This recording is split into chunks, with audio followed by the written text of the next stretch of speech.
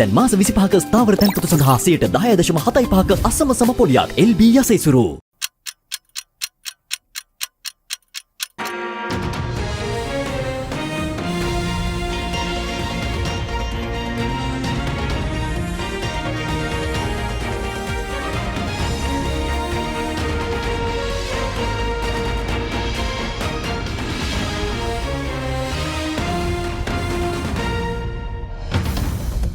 Tonight, on First at 9 this Tuesday, the 10th of February 2026. Sporting diplomacy.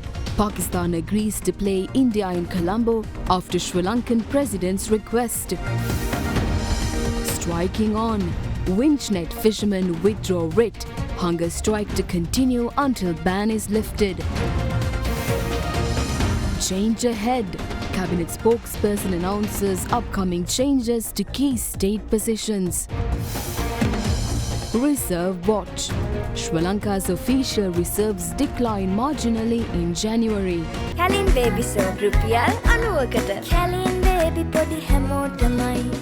From Derana, this is Derana First at 9. Live from Studio 24 in Colombo. Good evening and welcome to First at 9 on Derana News Channel, Sri Lanka's most trusted news source. I'm Tatya Aranayake, joining you live with the latest in Sri Lanka and around the world. We begin with your top story. Cabinet spokesperson Minister Dr. Nalinda Jayatissa stated that changes will be made to several key positions in state institutions, including chairpersons and directors, are expected in the coming days. He made this comment during the cabinet briefing today. The government is planning changes to chairpersons, directors and other top board members in government institutions. Recommendations for these positions are currently under consideration. We will provide updates on who will be appointed or replaced in each institution in due course. Mahinda Rajapaksa උගන්ඩාවේ dollar බිලියන 18ක් තැන්පත් කරලා තියෙනවා ඒව ගේනවා කියලා සඳහන් කළා. දෙවෙනි එක තමයි බටලන්ත කොමිෂන් සභා වාර්තාව පාර්ලිමේන්තුවට ඉදිරිපත් කළා. ඇත්තටම තුවා මේ වය සම්බන්ධයෙන් සිදුවෙන විමර්ශන කොහොමද? අපිට පේන්නේ නැහැ විමර්ශනයක්වත් සිදු වෙනවා. ඔය දෙක පමණක් නෙවෙයි. These are not the only two investigations. Many other investigations are currently underway. Concerned parties are being summoned to record statements and cases are filed after investigations conclude. Indictments are being prepared. A large-scale process is underway. We took over state riddled with crime. Many such incidents occurred under the previous administration. Do not focus solely on the money allegedly held in Uganda. Investigations are also being conducted into funds in other countries including Dubai. I have not seen Nama Rajapaksa questioning whether we are recovering money from Dubai. මේ අපරාධ සම්බන්ධයෙන් මැතිවෙන්න කාලේ ප්‍රකාශ කළේ හරියට තොරතුරු දන්නේ නැතුවද කියලා දැන් කියනවා මේ ඒවට සාක්ෂි නැහැ කියලා. සමහර සාක්ෂි විනාශ කරලා තියෙනවා. Some evidence has been destroyed and some witnesses have been eliminated. Officers who conducted these investigations have been transferred or placed in such difficult conditions that they are unable to live in Sri Lanka. Yesterday, a former director of the CID was arrested for preventing approximately 700 officers involved in these investigations from travelling abroad. One can understand the challenges faced when officers who investigate crimes were punished and individuals such as Shani Abesekara were remanded. This has affected the availability of evidence. However, this does not mean investigations are being abandoned. If evidence has been destroyed, alternative methods will be used to obtain it. There are several valid reasons for the delays. No officer is attempting to conceal these crimes. The plan is to file these cases once sufficient evidence is gathered. Central Finance Duke Aduwatawa. The Cabinet of Ministers has granted approval for a series of key policy decisions spanning digital security, public transport modernization, natural resource management, regional development, investment regulation, international economic cooperation and tax reforms. The Cabinet cleared new regulations to re-register SIM cards issued before August 2, 2019, addressing gaps in subscriber data that have affected investigations by law enforcement authorities. The amended regulations will also introduce provisions for SIM registration for those aged 16 to 17 and foreigners visiting Sri Lanka, updating the existing 2019 regulations to meet current digital and security needs. The Cabinet also approved a pilot project to modernize public transport, endorsing the deployment of 100 advanced air-conditioned buses and 10 low-floor buses buses equipped for people with special needs in the Colombo suburbs. The fleet is expected to be operated by the Metro Transit private company. The decision follows concerns over the Sri Lanka Transport Board's capacity to manage new fleet infrastructure. Approval was also granted to implement the National Mineral Policy 2026, aimed at sustainable extraction, export value addition, improved data systems, environmental protection and resolving land ownership issues linked to mining. The policy aligns with government's broader development vision. The cabinet further approved initial steps to launch a $100 million regional development program in the northern and eastern provinces funded under a larger World Bank financial framework. The funds will be allocated from a $1 billion allocation under the International Development Association of the World Bank Group for the 6-year period from 2026 to 2031. The cabinet approved the submission of amended Colombo Port City Development Control Regulations to Parliament for approval. The revisions address land area adjustment, permanent building heights and land use categorization to facilitate planned development within the port city. Finally, the cabinet approved publishing and presenting to Parliament proposed amendments to the Inland Revenue Act, paving the way for revised tax measures intended to strengthen state revenue and fiscal stability. The fishermen protesting the government's ban on the use of tractor-mounted winches for seine net fishing have decided to withdraw the writ challenging the ban. Cabinet spokesperson Minister Dr. Nalinda Jayatissa stated that the measure was not implemented based on political considerations, but rather warnings issued by the National Aquatic Resources Research and Development Agency. The satyagraha, initiated by a group of winch net fishermen against the government's ban on tractor-mounted winches, entered its 6th consecutive day today. Discussions between protesters and the President's Director General of Public Relations, D. Gamage, yesterday concluded unsuccessfully. In this context, another group of winch net fishermen joined the protest yesterday.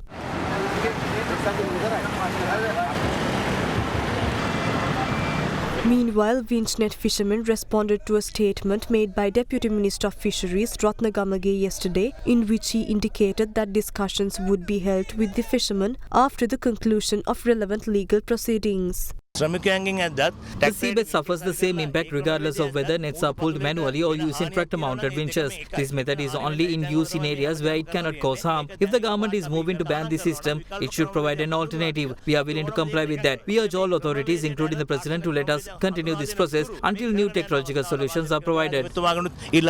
Meanwhile, winch net fishermen participating in the satyagraha disclosed that the writ seeking the removal of the ban on seine net fishing operations using tractor-mounted winches was withdrawn today. We නීති නිලධාරීන් උපදෙස් අරන් තියෙනවා අද අපි මේ මාදල් සංගමෙන් දාපු නඩුව ඉවත් කර ගැනීම සිදු වෙනවා අනිවාර්යයෙන්ම අපි නඩුව අයින් කරා ගන්නවා. We will withdraw the case as state authorities are unable to provide solutions while legal proceedings are ongoing. The current Director General has participated in at least 4 or 5 meetings with our corporation. He promised that tractor-mounted winches would be legalized. Why did he make false promises to us at that time? Against this backdrop, Deputy Minister of Fisheries Ratna Gamage once again commented on the matter today. They have decided to withdraw the case at this time. However, this decision was made after consulting the Coast Conservation Department, Wildlife Department, Marine Environment Protection Authority, Central Environmental Authority, environmental experts and small-scale fishing technicians. A constructive solution can be reached through discussions with relevant parties. This government does not make decisions favouring any particular community. Fort Police submitted a request this afternoon to the Fort Magistrates Court seeking an order to disperse the fishermen's protest outside the Presidential Secretariat. However, Fort Magistrate Isuru Nethikumara denied the request, citing that citizens are entitled to their right to protest, while law enforcement authorities retain the authority to intervene in the case of unlawful conduct. During the cabinet briefing today, Cabinet spokesperson Minister Dr. Nalinda Jayatissa revealed the government's stance on the issue. The National Aquatic Resources Research and Development Agency is responsible for carrying out scientific research on matters of this nature. In 2015, NARA issued findings on the use of tractor-mounted winches and their environmental impact. Based on those findings, the agency recommended discontinue the use of tractor-mounted winches and called for alternative methods. This issue has a direct effect on the fishing industry. Fishermen are aware that the region is experiencing a decline in fishing stocks, which necessitates an appropriate management mechanism. However, this does not affect the seine net fishing industry, which can continue using traditional methods. The government will not make politically motivated decisions, and all actions will be guided by scientific evidence. The Ceylon Electricity Board General Workers Union claims that employees who have opted for voluntary retirement are facing significant difficulties due to delays in the CEB's restructuring process. The union warns that it will resort to industrial action if the government proceeds with the restructure without honouring its pledges to CEB employees. The restructuring of the Ceylon Electricity Board is in progress under 5 phases, with its assets being transferred to 6 newly formed entities. Head of the CEB Transition Task Force, Pubuduni Roshan, recently disclosed that the restructuring process is nearing completion. Accordingly, the official liquidation of the Ceylon Electricity Board is expected to be announced by the end of this month. Against this backdrop, the CEB General Workers Union has forwarded to the Minister of Energy a letter signed by representatives of 24 affiliated unions. The union warns that if the restructuring proceeds without their demands being addressed, industrial action will be initiated until the withdrawal of relevant gazette notification. The unions had previously presented to the Minister of Energy 8 key demands aimed at safeguarding employee rights. However, citing the lack of a positive response, the union has reiterated its demand in the recent letter, urging immediate attention. Meanwhile, the CEB General Workers Union claims that approximately 2,000 employees who have opted for voluntary retirement are facing difficulties due to delays in the restructuring process. Union Chairman Malaka Wickramasinghe called for the restructuring process to be expedited and urged government to honour the commitments made to CEB trade unions. Minister of Trade Wasantha Samarasinghe asserts that the government will proceed with the project to vest control of dedicated economic centres in one central authority, despite what he called politically motivated objections. He made this remark during a media briefing today. Government recently announced a decision to vest the control of dedicated economic centres across the island in one central authority with the aim of enhancing their efficiency. Accordingly, dedicated economic centres in Dambulla, Nuwara, Tambuttegama, Kappatipula and Narayanpita are expected to be brought under the control of one authority. However, the decision received backlash from several stakeholders, including business communities of economic centres. Concerned parties claim the government is attempting to privatize dedicated economic centres under the guise of centralizing control. In this context, Subject Minister Wasantha Samarasinghe commented on the matter. Trade associations of Dambulla are expressing objection. We are well aware of the involvement of politicians behind this. We are all aware of the involvement of Janaka Tennakon's sons who own businesses here. Why are they seeding fear among the public? The daily rent for a showroom in Dambulla is 10,000 rupees while the monthly rent is 300,000. However, we only charge 42,500 to 45,000 rupees per month as rent. The public must be made aware of the truth. All state corporations fall under the purview of the Treasury Secretary. The same goes for this corporation. This program will not be halted due to misinformation spread by trade associations based on political motives. They claim that these initiatives are being privatized. I emphasize that there will be no privatization. This will be a fully state-controlled corporation under the purview of the Treasury Secretary.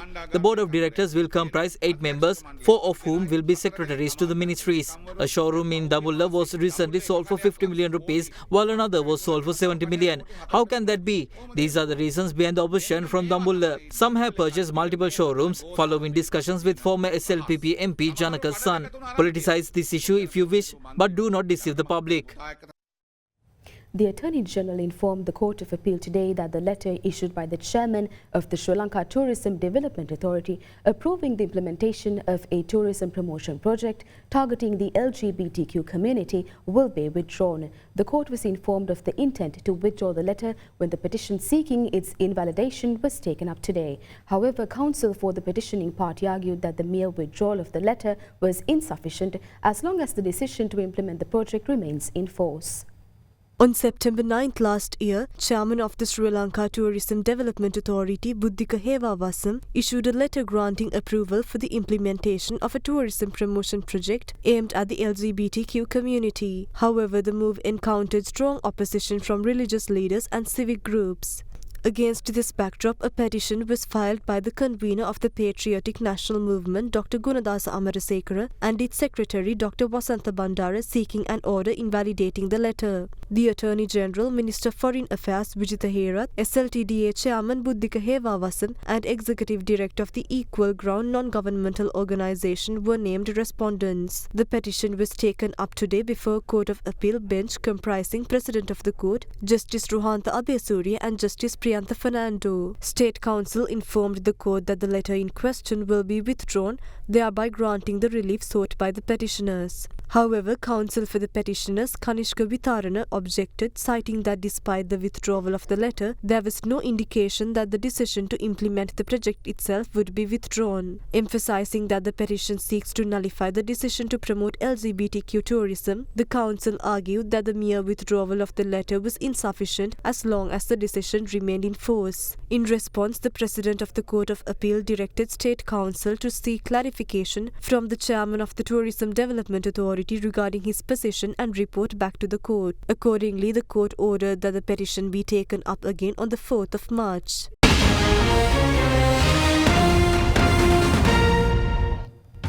Welcome back.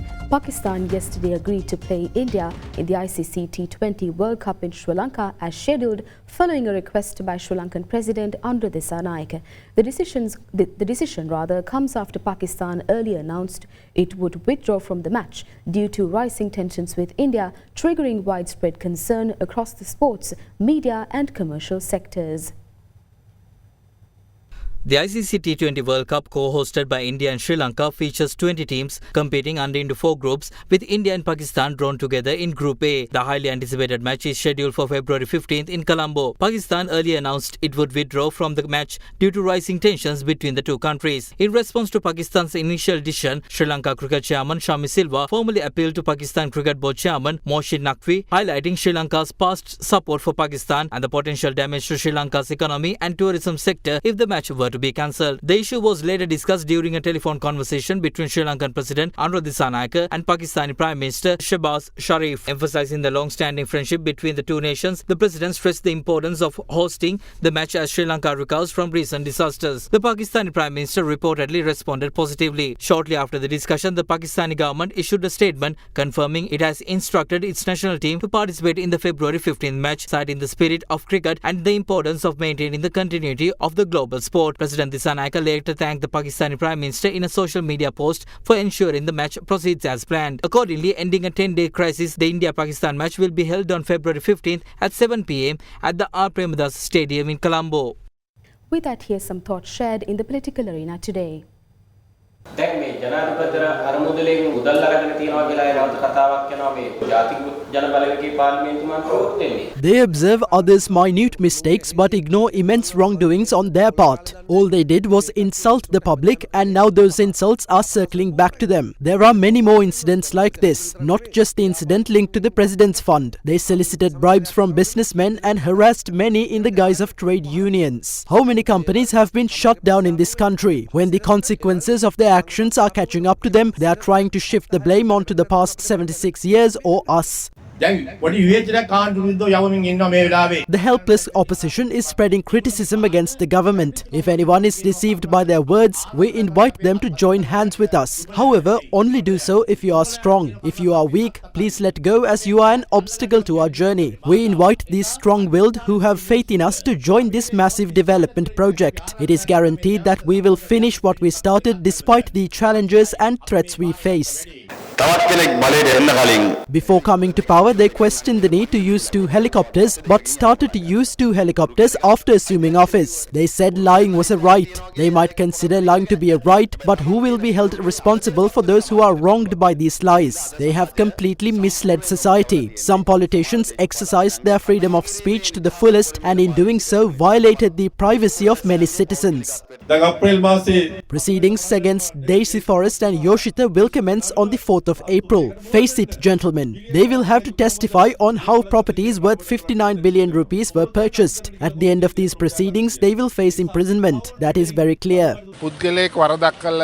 If someone has committed a wrongdoing, it should be proven in court. Government can't accuse individuals and guarantee their imprisonment. It depends on evidence. If someone is a perpetrator, they will be punished. The problem doesn't lie there. In my opinion, this attempt to imprison certain groups of individuals is political revenge. No country exists where one group is entitled entirely innocent and the other is entirely guilty. Meanwhile, a silent protest was staged in front of Sri Sambudha Jayanti Bodhivardhana Temple in Srikomali today, demanding the release of the 10 suspects remanded over the alleged illegal enshrinement of a Buddha statue within the Srikomali City Coastal Protection Zone.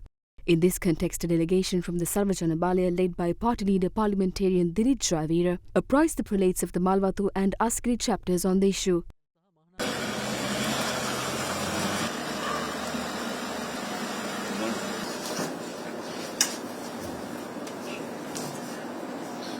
අපි කියන්නේ අපේ මහේස්ත්‍රාත්වරයාවත් කැමැත්තෙන් කරන දෙයක් නෙමෙයි. පොලිසියෙන් ඉඩ දෙන්නේ නැහැ, නීතිපතිගෙන් ඉඩ දෙන්නේ නැහැ.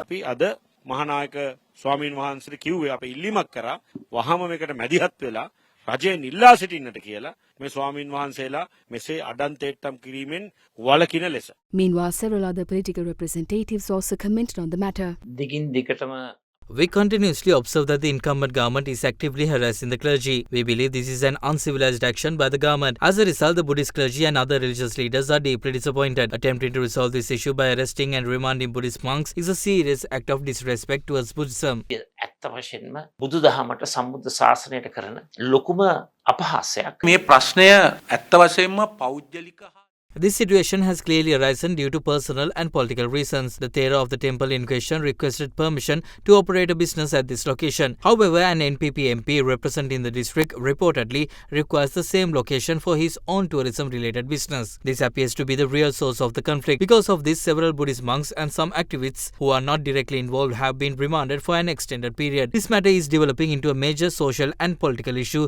and the public is deeply concerned. කම්පාලවීමක් මේ සිද්ධිය සම්බන්ධයෙන් ඇති වෙමින් තියෙනවා. Meanwhile, Chief Prelate of the Sri Kalyani Samagiri Dhamma Mahasangha Sabha of Kotte, Most Venerable Itapana Dhamma Lankara Thera, in a letter to the President, claimed that opposition to against the enshrinement of the Buddha statue in question only arose from a governing party MP and a parliamentarian representing the Tamil diaspora. The Thera, who asserts that the ensuing conflict is the result of political influence and arbitrary action by police, calls on the government to intervene in securing the release of the 10 suspects, including the 2 monks. A Chinese New Year celebration organised by the Chinese Embassy in Sri Lanka took place in Colombo yesterday. Foreign Minister Vijitha Herath, who participated in the celebration, stated that Sri Lanka looks forward to deepening ties with China, a valued and long-standing friend. A celebration organized by the Chinese Embassy to reign in the Chinese New Year was held in Colombo yesterday. Minister of Foreign Affairs Vijitha Herath participated in the event, which took place under the patronage of Chinese Ambassador to Sri Lanka, Chi Jingong. Amongst the prominent politicians at the event were Leader of the Opposition Sajith Premadasa, former President Mahinda Rajapaksa and former Prime Minister Dinesh Gunawardena. The cultural celebration was also attended by several diplomats. I wish to extend warmest felicitations and best wishes to His Excellency Xi Jinping, President of the People's Republic of China, the Government People's Republic of China. Sri Lanka and China share an enduring close relationship over 2,000 years, rooted in shared values, ancient trade, maritime links, cultural exchanges, and mutual respect. In modern times, this relationship has flourished into a multifaceted partnership characterized by close cooperation in political, economic, cultural, and people-to-people spheres. China has been a valued and trusted friend to Sri Lanka, extending support during critical moments of our history and contributing significantly to our development efforts. Devotees from across the island continue to pour into the Gangarame temple in Hunupitiya to venerate the sacred Devni Mori relics of Lord Buddha. With only a few hours remaining until the exposition concludes, visiting devotees are urged to join the queue to pay homage to the relics before 10 p.m. tonight. The special exposition of the relics of the Lord Buddha brought to Sri Lanka from the historic Devnimori site in the Indian state of Gujarat continued for the 6th consecutive day today. The special exposition commenced on February 5th at the Gangaramaya temple in Hunupitiya, affording devotees a rare and sacred opportunity to venerate the sacred relics. Devotees from across the island who arrived at the Gangaramaya temple were seen waiting in long queues. The Buddhist clergy, political representatives, and many others arrived at the temple to pay homage to the sacred relics.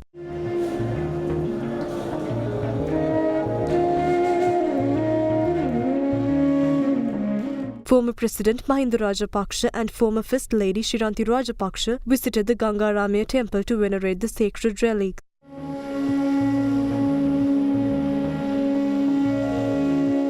Several dansal were also organized for devotees arriving to pay homage to the sacred relics. The opportunity for public veneration is set to conclude shortly at 10 p.m. today.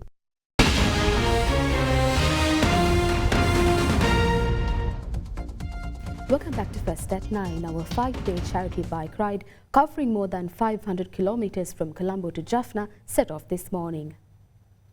The charity bike ride Trek for Ceylon 2026, which will tour from Colombo to Jaffna, is rooted in a British charitable cause to raise funds to renovate St. Luke's Methodist Hospital in Puttur, Jaffna. British High Commissioner Andrew Patrick hosted a reception at Westminster House, Colombo yesterday to officially kick off the initiative, providing an opportunity for stakeholders to understand the purpose of the ride. The Trek for Ceylon charity bike ride set off this morning from Colombo and travelled as far as Galle. The ride will conclude in Puttur, Jaffna on the 14th of February. All our riders representing 11 countries, over 50 riders will ride these 5 days with the mission of restoring St. Luke's Puttur Hospital.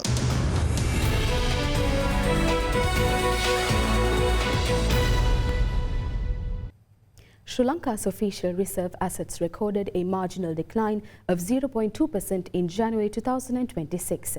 According to data released by the central bank, the value of official reserve assets, which stood at $6,838 billion at the end of December 2025, decreased slightly to $6,824 billion by the end of January 2026. Foreign exchange reserves, the largest component of official reserves, fell by 1% during the month, declining from $6,747 billion. Sri Lanka and the European Union is set to hold the 27th session of the EU-Sri Lanka Joint Commission in Colombo on the 12th of this month.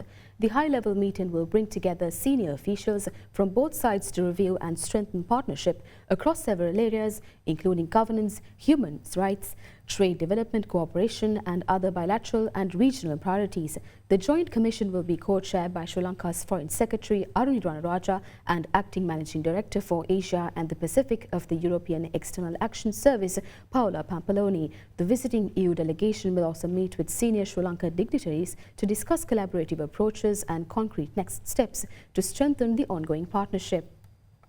The Colombo bourse closed in negative territory today as a result of price losses in counters such as Senkadagala Finance, Cargill's and Dialog Asiata. The benchmark ASPI declined by 0.43% to close at 23,651.09 points, while the more liquid S&P Sri Lanka 20 decreased by 0.05% to end the day at 6,605.41 points.